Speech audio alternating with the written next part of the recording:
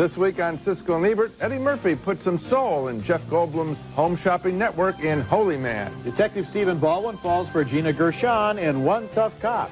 And two young outcasts join forces to become the mighty.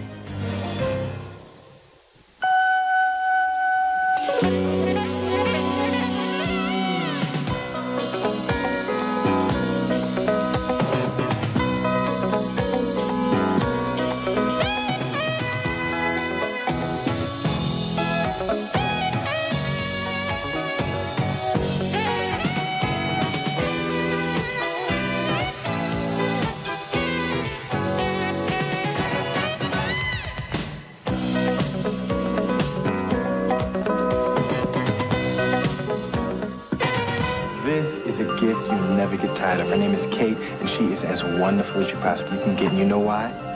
Because when you talk to Kate, she listens to what you say. Eddie Murphy brings a new age spirituality to the world of home shopping on television in Holy Man, one of 5 new movies we'll be reviewing this week on Siskel and Ebert. I'm Roger Ebert of the Chicago Sun-Times. And I'm Gene Siskel of the Chicago Tribune. Holy Man is a gentle comedy that unfortunately is as fuzzy as Eddie Murphy's character in this picture. He says his name is simply G. Is that supposed to stand for God? Whatever. He is found wandering a Florida highway with not much more than flowing white robes and a beatific smile.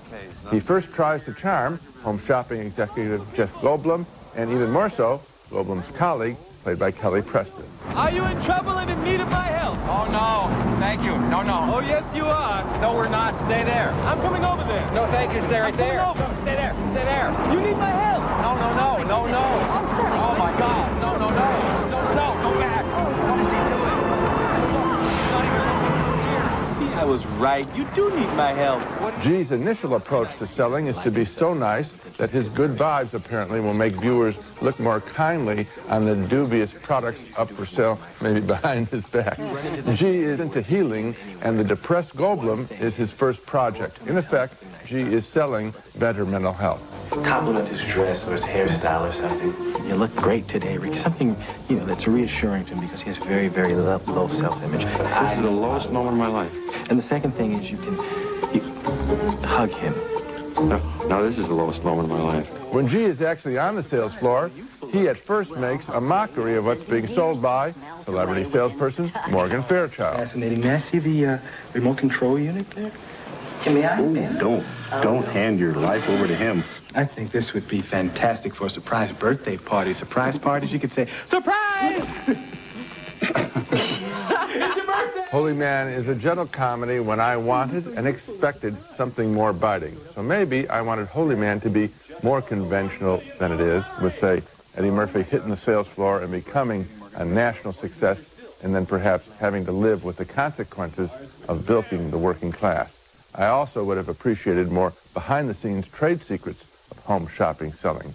As it now plays, Holy Man is simply too polite to be the hugely entertaining film I thought it was going to be when I heard the words Eddie Murphy and home shopping put together. We are on completely the same page here, and one of the things that really disappointed me is how badly the Eddie Murphy character is written, because if you're going to have this guy who allegedly is a holy man, they give him something original and provocative to say. I mean, most of his dialogue sounds like it's recycled out of greeting cards. Yeah, and then there's no tension between the romantic couple, and the satire about the home shopping network seems to belong in a different movie. Well, and again, not to teach us anything about home shopping, that's not fair. Yeah. I think on the character of Eddie Murphy that I wanted to see him do Axel Foley. Instead, I see him do Timothy Leary, maybe. You know, there's a rule. Eddie Murphy's good movies are the ones where they really start with good material, and the bad ones, they depend upon Murphy to bail them out. They didn't give him. On the page, you can see there was nothing here for him to work with. No, this should have been hilarious, and it isn't.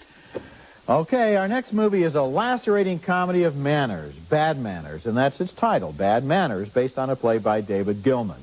Bonnie Bedelia and David Strathern play a married academic couple with an issue simmering just beneath the surface. He has just been denied tenure, and he's mad about it and about her success. As weekend guests, they welcome another couple, played by Saul Rubinek and Caroline Feeney, as his much younger new lover.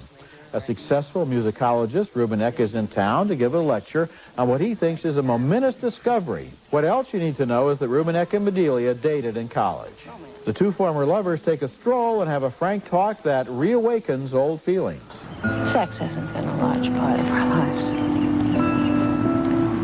He doesn't find you attractive?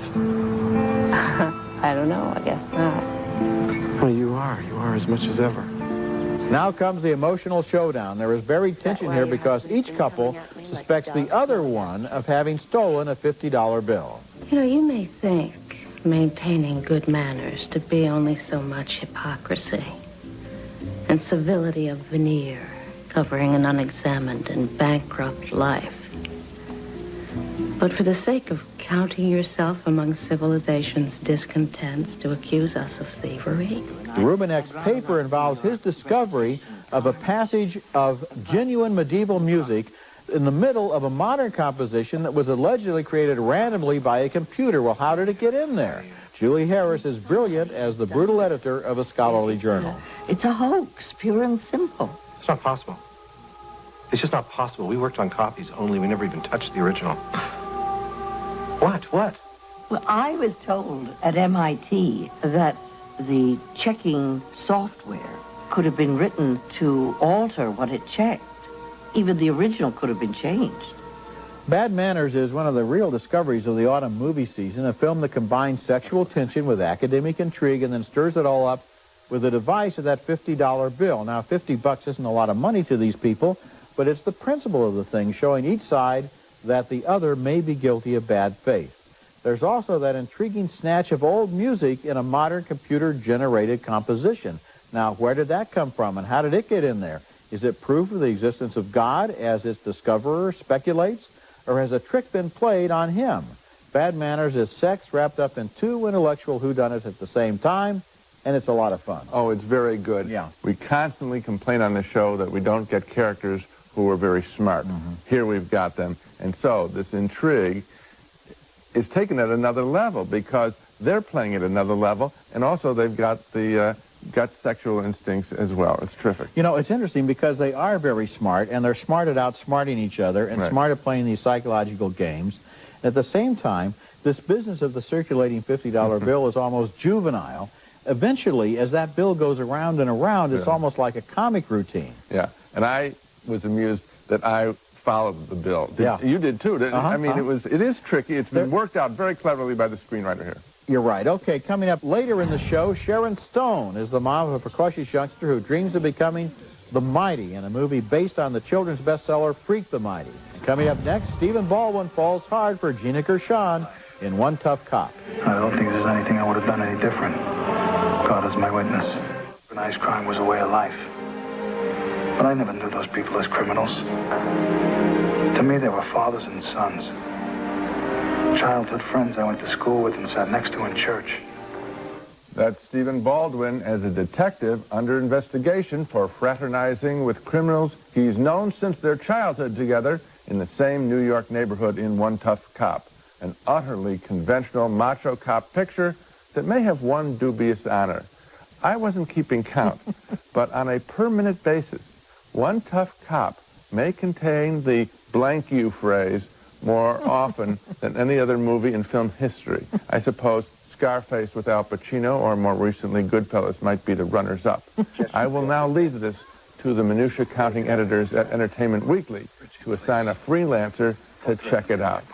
I'm just making clear I can't be responsible for how he's going crazy. Baldwin's lifelong buddy is a mobster played by Mike McGlone, and they eventually are in conflict over a woman, beautiful Gina Gershon, who radiates as much pure carnality as any actress today. This is all wrong. You gotta tell me.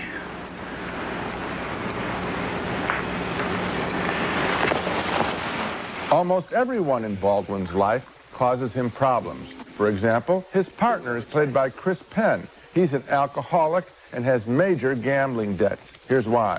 4 9s. 4 of a kind. Hey, Duke, sometimes life's a real kick in the ass. He could use a poker lesson from Matt Damon and Rounders.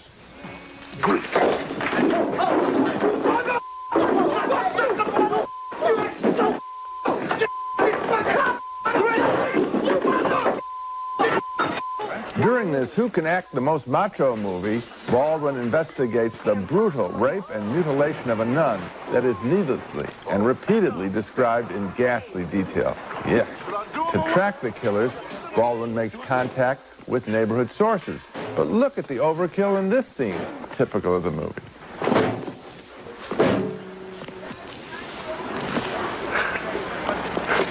The blank yous in the dialogue weren't the only cliches in One Tough Cop. The stare-downs with the guns drawn, the kisses of macho respect among these boyhood chums, and all their reminiscences.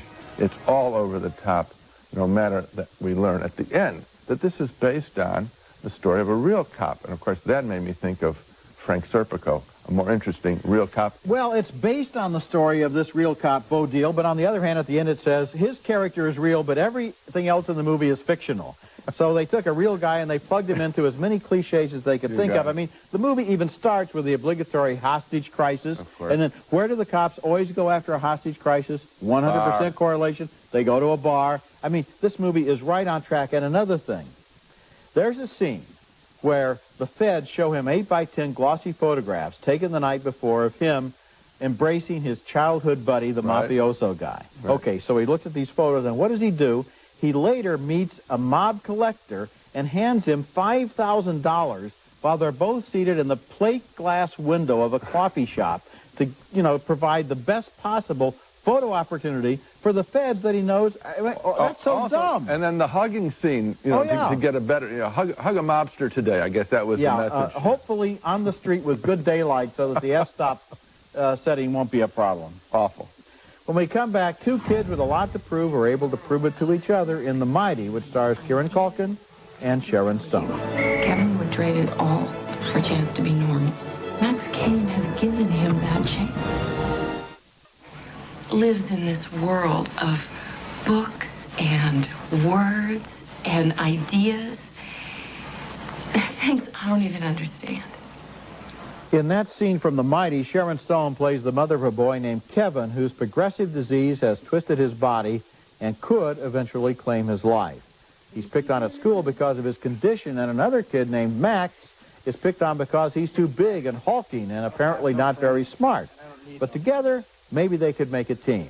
Kieran Culkin explains his thinking to Eldon Henson. Think of it as a partnership. You need a brain, and I need legs. The friendship between the two boys is deep and real and inspired by their reading of the legend of King Arthur and the Knights of the Round Table. Apart, they're not much, but together, they're Sir Lancelot. I said... Get your filthy hands off of her.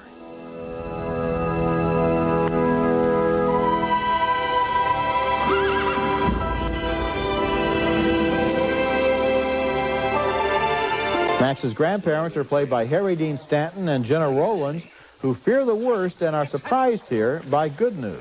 Max. Mr. and Mrs. Penniman? I'm okay. Okay. Go get me his blanket. I'll be right back. You have a brave young man here. The Mighty is based on the best-selling teenage novel Freak the Mighty, which is one of the biggest publishing successes of recent years. It's a wonderful movie, especially for its target audience, which will learn that problems can mean opportunities, that friendship can help you out of tight places, and that no child is completely a captive of a sad childhood if he can read and has books. Well, I think it's a very powerful film, and it's such an original concept with the two of them joining forces, and as you said, with friendship being a powerful force, that I think it's irresistible. There isn't a kid that shouldn't see this picture. Oh, I was very moved by it, and I think it's handled very intelligently. The little kid played by Kieran Culkin doesn't get all soppy and sentimental. I think little Kieran is really better at playing little boys than his brother Macaulay was, frankly, believe it or not. And the older boy, or actually he's not older, but larger, Eldon Henson, right on target, finds exactly the right way to play that kid who's halfway between being wounded and being hopeful. You know, it's interesting. I'm sure that Kieran Culkin, probably because of his name and the character, will get the most attention from this picture, but I'm glad you singled out the other actor who does a magnificent job, Eldon Henson. Okay, next film, and it is the thoroughly entertaining, masterfully acted farce called The Impostors, about the hilarious misadventures of two unemployed actors in the 1930s. Buddies in sort of a Laurel and Hardy look-alike way, played by the consistently entertaining Oliver Platt, he's the big one, and Stanley Tucci, the small one, who also wrote and directed this picture. What a big talent. Tucci's previous film as a writer-director was the superb restaurant story, Big Night. Here in a sequence I really like because it shows the actors' craft in detail. The boys do acting exercises for each other. Fortunate. No head. Make it simple. Keep it clean. Give it to me again. Fortunate. Hands. No hand. Okay, I'll do that once. Fortunate. There you go, there you go, there you go. Their rival is a pompous actor played by Alfred Molina, for whom they have nothing but contempt. It is time for us to say no, boozy boy. Bye-bye, Bertram, bad boy. Happy boy. Boozy, boozy boy. Greasy boy. Ducky, boozy boy. Poke you, I poke you, I poke you. Fleeing the police, they wind up on an ocean cruise, which allows them, as they pretend to be stewards, to interact with a whole boatload full of loonies. Lily Taylor plays a sympathetic steward. We're at the theater. We're seeking no representation. Okay. Why are you stowaways? We're not. We hid in a crate last night, escaping from the police. There's something that we did to that man back there that was an accident. And then there's an embarrassing encounter with a tennis pro, played by Billy Connolly, who is giving his own performance as he broadly hints at his sexual orientation. Where are your strapping colleagues with my bags? No trouble. Gives us more time to get acquainted. Marvelous. And the key to The Impostors is that almost every character in this film is an imposter, constantly acting, masking what they feel they have to hide, pretending to be that which they are not. The result is a farce with a brain, a screenplay with a point. And I truly admire this movie and want to note again the considerable talent of its creator, Stanley Tucci, a triple threat, writer, director, and actor. Well, I admire his talent, and I love Big Night, but I can't give thumbs up to this movie, I'm afraid. And I'll tell you, one of the problems I had is that I think he kind of gives in to the temptation to linger too much over the texture of the acting. And he just lets the camera sit there while the actors enjoy doing things that should have been tightened up and focused for the purposes of screwball comedy. And the other problem is, I want to explain why. Because it's about actors, and so it would be all about the texture. It's absolutely right on note, because that's what it's all about. No, that's not what I'm talking about. I'm talking about the actors themselves indulging their own behavior rather than the characters being actors. And the other problem is too many characters. Roger, this cast consists of most of our favorite actors. It's remarkable. Yeah, up and down too the many line. of our favorite actors. Oh, too much of a good thing? I don't know if that's possible. When we come back, a legendary film classic is finally available in a nice version on video.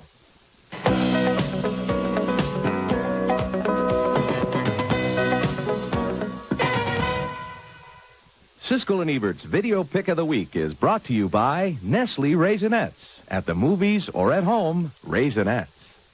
For years, I've been asked why Woman in the Dunes by the Japanese director Hiroshi Teshigahara was so hard to find on video. This is a movie that has never been forgotten by anyone who ever saw it, and finally, it's available in an authorized, restored version that does justice to its breathtaking photography and haunting vision. As the movie opens, an insect collector wanders in a desert area, misses the last bus to town, and is offered shelter for the night in a community of people who live at the bottom of deep holes in the sand. In the morning, he is horrified to learn that he has become a permanent guest. The woman in the dunes lost her husband, and so the villagers have found her a new one. His feelings about her swing wildly between hatred and resentment and sexual need. I've seen Woman in the Dunes many times, and I've taught it a shot at a time in film class, and it's the subject of one of my great movies articles on the web. It's safe to say this is one of my favorite films, haunting, mysterious, a parable about freedom that leaves you thinking for a long time about what it all finally means. Woman in the Dunes is my video pick of the week. And it's one of my favorites. It was the first art film that I recall seeing at freshman year in college that told me that the cinema could be something more than just these standard stories. Every frame is beautiful. The look of sand on skin. It's a great film. Good recommendation. We'll be right back.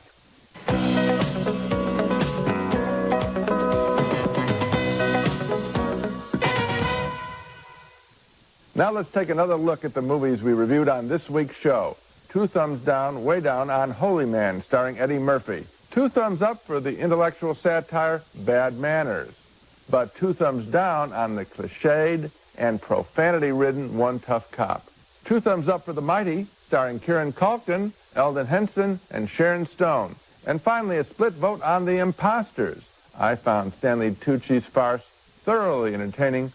Roger, however, much to my surprise, found it overstuffed. I'm glad I can still surprise you. Remember, you can hear our reviews on the web at Siskel-Ebert.com, and our website also lists the TV stations that carry our show. Next week, we'll be back with reviews of more new movies, including Beloved, starring Oprah Winfrey and Danny Glover in the screen version of Toni Morrison's Pulitzer Prize-winning novel, and also Practical Magic, starring Nicole Kidman and Sandra Bullock as bewitching sisters